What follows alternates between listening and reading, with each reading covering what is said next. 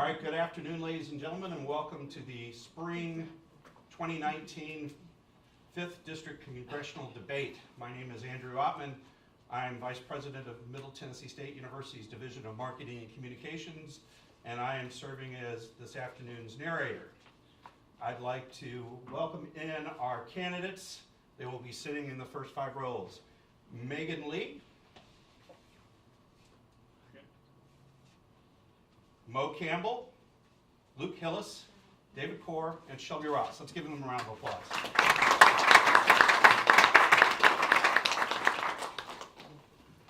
Welcome, candidates. They will be posed questions by a panel of 5 journalists who are facing the candidates from the row in front of the stage. They are Meg Green from the Tennessean, Allison Looper from News Channel 5, Hannah Bolin from USA Today Network, Ali Valpole from WSMV Channel 4, and Tyler Jackson from WKRN Channel 2.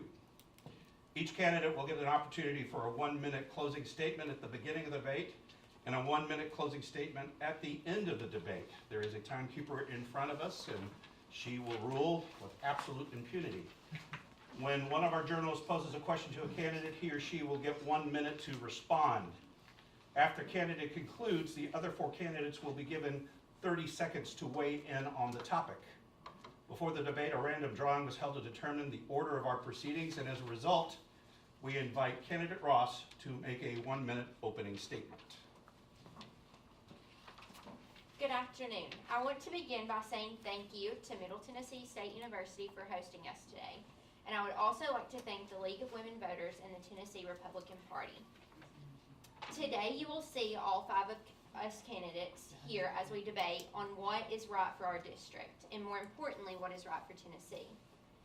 You have to judge us on who can handle the amazing responsibility to represent you in Congress, who can put into action the plans that are going to make your life better.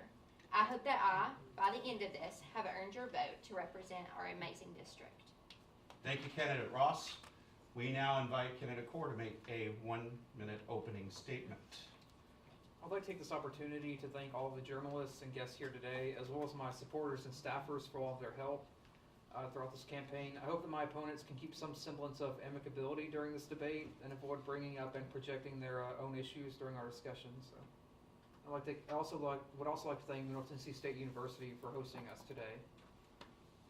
Thank you, candidate Core. We now invite candidate Lee to make a 1-minute statement. You know, I'm really excited about today, guys. I'm excited to have a conversation going both with the journalists, the constituents here, and with my fellow candidates.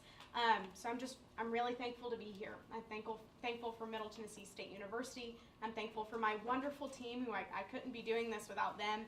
And I'm thankful for you guys, the journalists especially, for being really that middleman between the people and the candidates. And I hope that all the candidates here can give you the information that you all need and that the constituents need to make your final decision. And I'm just really enthralled to be here, and I'm really thankful for all the opportunities that each of us have been given.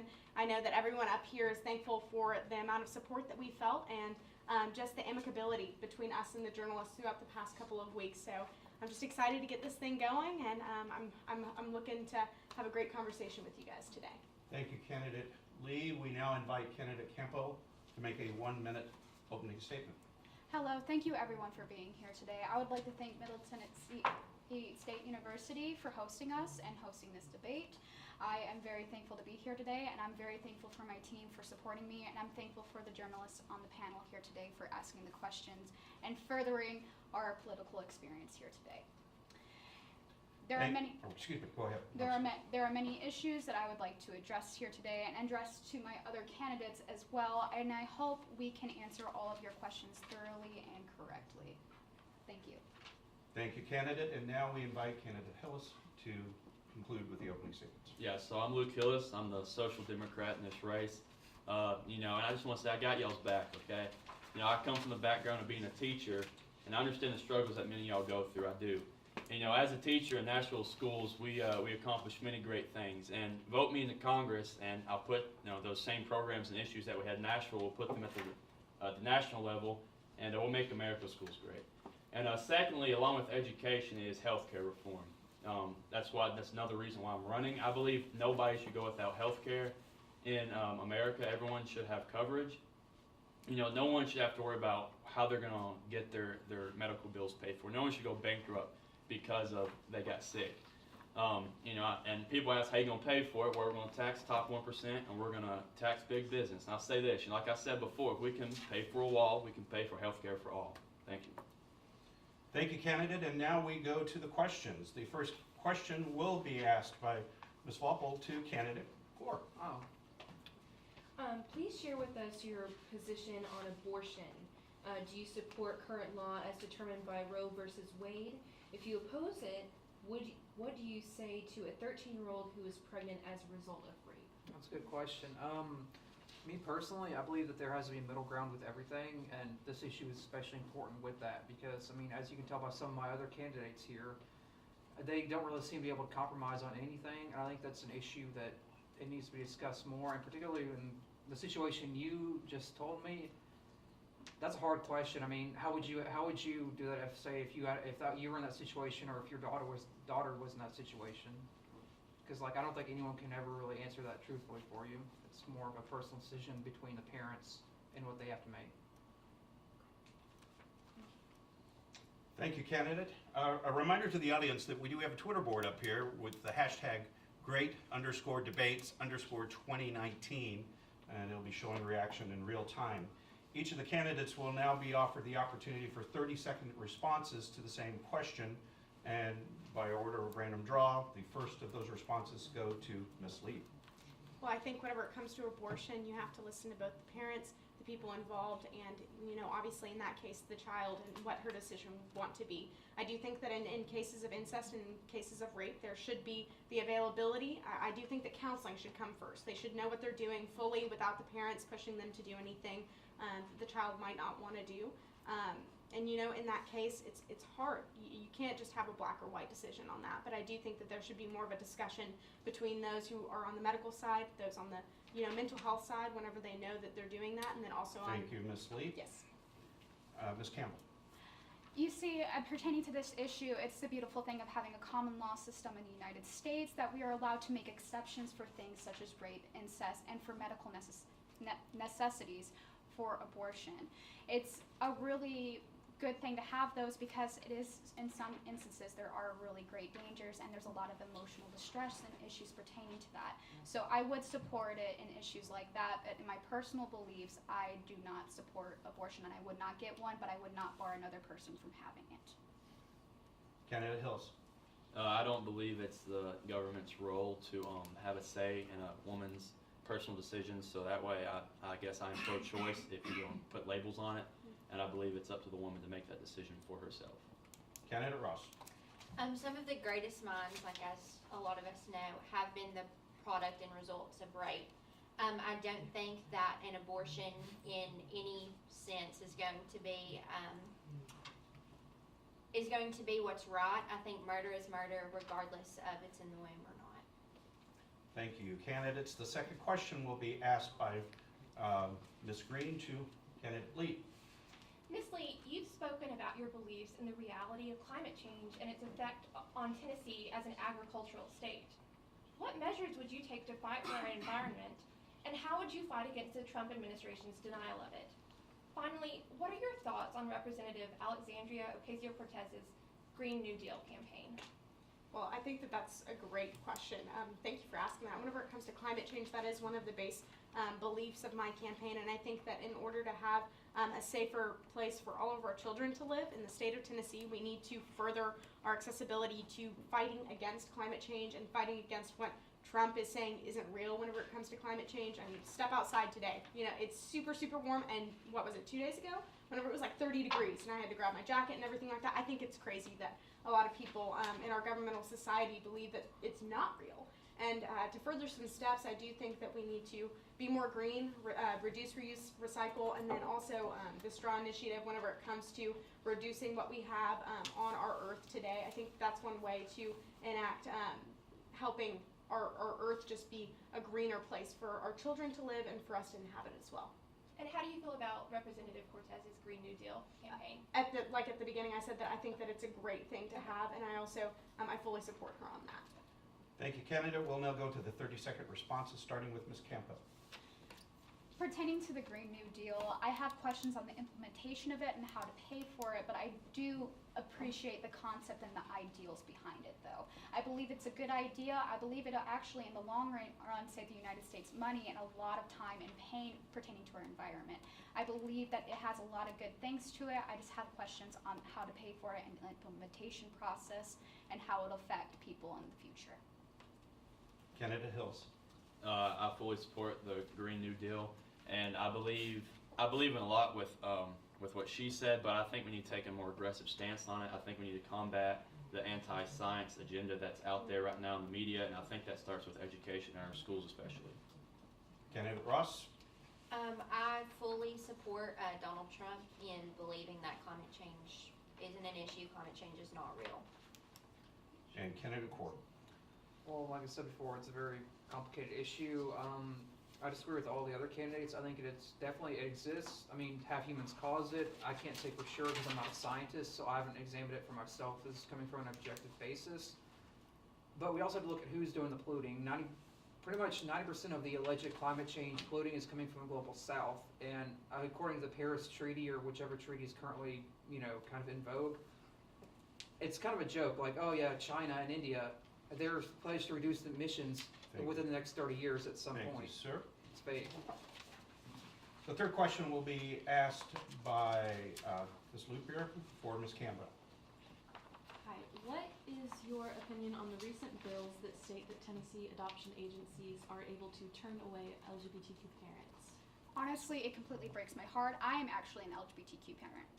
I adopted 2 kids from foster care in the state of Tennessee as an LGBTQ parent. I don't think anybody should be barred, because as long as they are willing to support a child, provide a caring and nurturing background for the child, and be able to support them and provide a good home for them, they should be able to adopt, regardless of sexual orientation or gender identity. Thank you. All right, we'll go into the 30-second responses, starting with Mr. Hillis. I agree with what she said over here. I think it's heartbreaking. I think that someone's sexual orientation doesn't determine if they're fit to be a parent or not. So I'm against that ban on same-sex couples being able to adopt children. Candidate Ross. I think that's something that all of us can agree on. I don't believe that with the amount of kids that are in foster care and need to be adopted in the state of Tennessee, it shouldn't be an issue on who wants or the relationships of these people to adopt. Candidate Court. I mean, what someone does in their own bedroom should have no effect on whether or not they're going to adopt a child, so that's about all I have to say about that. Finally, Candidate Lee. I think that it is a disgrace that we're getting to a point in our society where we're barring people from things like that. Like Candidate Ross said, there are so many children in our foster care system, and just prohibiting them through, other organizations that have faith-based organizations and things like that, I think that that's a disgrace as well. And I think that we should open it up to where, everyone has the availability to adopt if they'd like to. Thank you, candidates. The fourth question will be asked by Ms. Bullen to Mr. Hillis. Hello. Your proposed platform for healthcare reform has been to be more inclusive has been a hot topic in the past couple months, more so than ever. So much so that the stock for the healthcare sector has taken a dive this week. From Tuesday till this morning, there's been a 5% decrease. So how will this affect your approach in conducting reforms surrounding the disagreements and fear? First, I just want to say that healthcare to me shouldn't be a business. It should be something that the government helps provide to people. That we provide schools, we provide post-service, we provide all these services. Healthcare should be one of them. And secondly, and when you're saying how does that affect my plan or whatever, I don't think it really does, because the funds for it are going to be provided by taxing the top 1% and taxing big businesses like Amazon, Google, all these other businesses that don't get paid, that don't have to pay very many taxes to begin with. There's a report put out a few months ago that Amazon paid like $500,000 in taxes when you took out all their all the benefits, like the things that they didn't have to pay and stuff, all the slashes they get. And so how we're going to pay for it, that's always what people, how are you going to pay for it? That's how we're going to pay for it. We're going to tax big business, top 1%, and we're going to take our military doesn't need all these crazy weapons. We're strong enough as is. that's how we're gonna Thank pay you, for it. candidate. We now go into the 30-second responses. We will start with candidate Ross. I believe that healthcare should be a choice. You shouldn't be forced to pick on if you shouldn't be forced to purchase a healthcare or just automatically have it on you and taken from your paycheck. I don't believe in taxing the 1% for healthcare reform. That's all I have to say on that. Candidate Core. Well, in principle, I agree with Mr. Hillis, but as anyone who's ever worked for the federal government knows, they can't do anything correctly. That's essentially like asking, would you rather everyone be required to use a post office or everyone be able to pay for FedEx? So, I mean, yes, I think we should provide some protections, but at the end of the day, I think people should pay for it themselves if they're capable of it. Candidate Lee. I think that, as we all know, a lot of people who need health care can't pay for it, and that's a huge issue in our country, and we need to make it more accessible. And I agree with taxing the 1%. I agree that we need to tax these big businesses and knock them down a little bit to make it a little bit easier for those who are struggling right now in our society to take a leg up. And now I'm not saying that we need to make an equal playing field for everyone on everything, but I do think that healthcare is kind of a basic human right that everyone should have access to if they so choose or if they need it. Yes. And candidate Campbell. In my personal opinion, healthcare should be a security blanket for people because it should be accessible for everybody because it should be a right. If you get sick, you should be able to get better and not just have to worry about if it's going to get worse. And so, in my personal opinion, there should be a social security blanket for people that can't afford healthcare on a normal basis, but still allow people to have healthcare to keep that normal free market in the United States as well. That's pretty much. May I object? May I ask you a question? Do you use a VA because you are yourself a veteran? For your own personal health care, do you use a VA? Yes, I use the VA. And how's that been for you? It has its struggles, but that is one of my topics that I am going to be addressing. And it is an issue in the state of Tennessee and all across the United States of how healthcare is accessed through the VA. Thank you, candidates. We will now move to the fifth question to be asked by Mr. Jackson, Ms. Ross, or candidate Ross. As someone who violated the trust and commitment of their spouse, how do you plan to avoid temptation of corrupt opportunities that may present themselves? I think it's something that we've had to deal with the entire campaign trail is going to be me obviously having the affair on my husband. I think that, like I've said before, it's something that I've grown from. Like, it's not something that I would ever do again. I put my entire family at risk, just of ruining the family. Like, that's not something that I would personally do again or do to our state or country. Like, I don't think that that would. I think it made me it made me a better person, and it wouldn't be something like I wouldn't corrupt the government for that reason. Thank you, candidate. We'll now move to the 30-second responses, starting with candidate Court. I mean, you can look at her immigration policy and the fact that she, broke marriage vows with an illegal immigrant. I mean, in addition to employing someone who's convicted of statutory rape, but that's another story entirely. I don't think someone who does this has a necessary integrity to run for public office, in my opinion. Candidate Lee. Whenever it comes to personal issues, I will decide to step away from that. I don't agree with some of the choices that candidate Ross made, but we all make mistakes. Not saying that it's any way acceptable what she did, but I think that that's one thing that I'd like to step back from and not beat her or bully her down for. Candidate Campbell.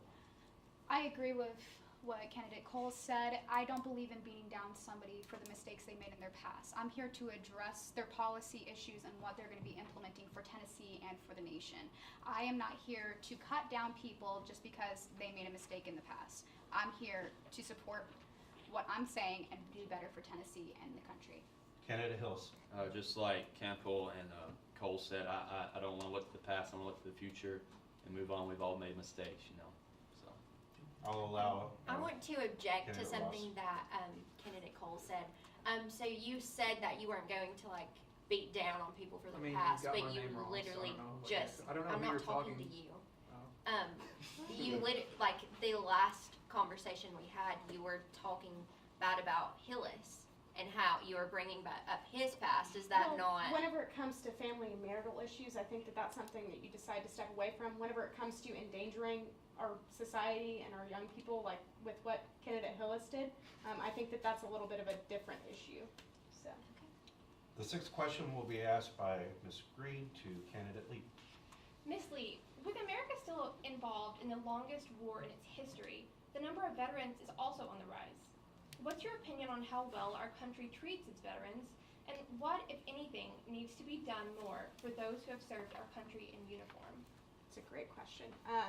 As you all know, I've served in our military. I served in the Air Force for a long time as a journalist as well.